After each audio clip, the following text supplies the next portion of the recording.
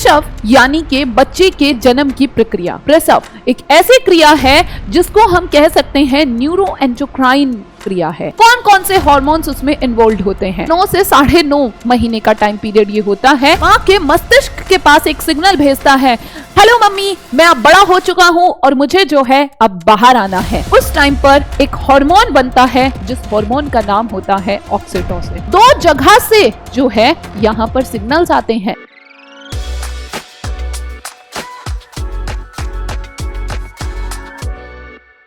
Hello everyone, मैं स्वाति तोमर आप लोगों के सामने एक बार फिर से आज एक बहुत ही इंपॉर्टेंट टॉपिक लेकर आई हूं और वो टॉपिक है आज का आपका प्रसव।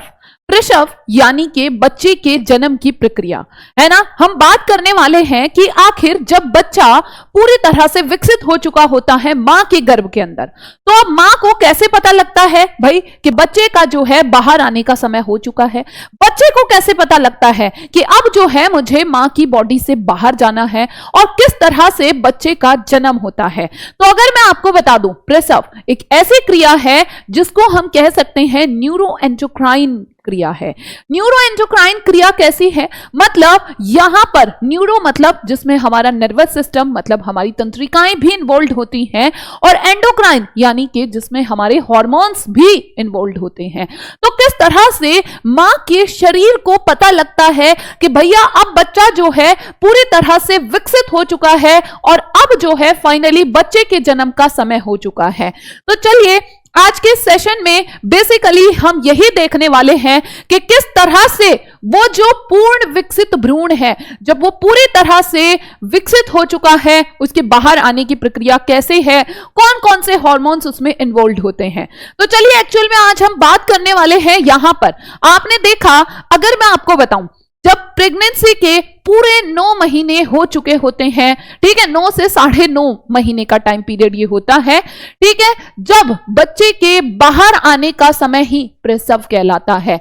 और एक्चुअल में अगर हम बात करें यहां पर, तो कैसे मां को पता लगता है कि अब बच्चे के बाहर आने का समय हो चुका है? तो देखिए यहां पर एक्चुअल में होता ऐसा है कि खुद से ही बच्चे जो ये पूर्ण विकसित भ्रूण है, यानी कि जब ये बच्चा खुद पूरी तरह से विकसित हो चुका है और जब यहां पर जो प्लेसेंटा जिससे मां और बच्चा आपस में जुड़े रहते हैं, इनके द्वारा कुछ संकेत प्रोड्यूस्ड किए जाते हैं और यही वो संकेत है जिससे बच्चे का जो है अब जन्म होना है मां के मस्तिष्क तक पहुंचता है। तो देखिए अगर मैं आपको बताऊं, जब ये बच्चा मां के टमी यानी कि मां के गर्भ के अंदर है, तो ये बच्चा खुद से सिग्नल्स भेजता है। और ये बच्चा कहां सिग्नल भेजता है?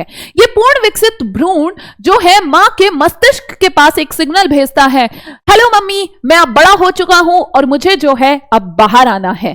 तो ये जो पूर्ण विकसित भ्रूण है, यहां से जो सिग्नल्स होते हैं वो तंत्रिका तंत्र लेकर जाता है उन सिग्नल्स को मां के मस्तिष्क तक। और जब मां के मस्तिष्क तक वो सिग्नल जाते हैं तो उसके बाद सारी प्रक्रिया स्टार्ट होती है। और अगर मैं यहां पर बात करूं तो वो सिग्नल्स एक्चुअल में जाते हैं, यहां पर ब्रेन का एक पार्ट होता है जिसको हम हाइपोथैलेमस कहते हैं। हाइपोथैलेमस तक वो सिग्नल्स जाते हैं और हाइपोथैलेमस में उस टाइम पर एक हार्मोन बनता है जिस हार्मोन का नाम होता है ऑक्सीटोसिन। और वो ऑक्सीटोसिन नाम का हार्मोन एक्चुअल में स्टोर्ड होता है, हमारे पास एक मास्टर ग्लैंड होती है, एक मास्टर ग्रंथि होती है जिसको हम जो है पिट्यूटरी ग्लैंड कहते हैं। और वो पिट्यूटरी ग्लैंड का जो पोस्टीरियर पार्ट होता है, वहां पर जाकर के वो हार्मोन स्टोर हो जाता है। फिर आगे की कहानी सुनिए। मैंने बताया एक्चुअल में जब बच्चे का जन्म का समय होता है तो 2 जगह से जो है यहां पर सिग्नल्स आते हैं। पहला सिग्नल पूर्ण विकसित भ्रूण से खुद आता है कि मां, मैं अब बाहर आना चाहता हूं। और दूसरा सिग्नल जो है वो अपरा से आता है। और दूसरा सिग्नल जो अपरा यानी कि प्लेसेंटा से आता है। तो प्लेसेंटा से भी एक हार्मोन प्रोड्यूस्ड होता है जिसका नाम है एस्ट्रोजन। और एस्ट्रोजन नाम का जब ये हार्मोन प्रोड्यूस्ड होता है तो ये मायोमेटीरियम पर काम करता है। एक्चुअल में ये मायोमेटीरियम क्या है, चलिए देख लेते हैं। ये मां का गर्भाशय है, ये मां का गर्भाशय है और मां के गर्भाशय के अंदर यहां पर 3 स्तर होते हैं और 3 में से जो बीच वाला स्तर होता है, ये वाला स्तर हमारा मायोमेटीरियम कहलाता है। ये वाला स्तर मायोमेटीरियम कहलाता है। मायोमेटीरियम पर जाकर एस्ट्रोजन एक्ट करता है और यहां पर कुछ रिसेप्टर्स मौजूद होते हैं मायोमेटीरियम पर। ठीक है, उन रिसेप्टर्स का काम क्या है? देखिए, हमारे शरीर में ऐसा नहीं होता कि कोई भी चीज जिसका मन करा अंदर चली गई, कोई भी चीज जिसका मन किया बाहर आ गई। तो इस तरह से कुछ इस पर रिसेप्टर्स मौजूद होते हैं।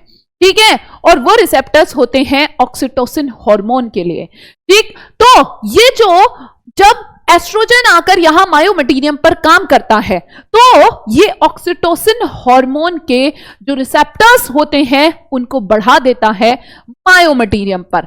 चलिए, अब हम फिर वापस यहीं पर आ जाते हैं।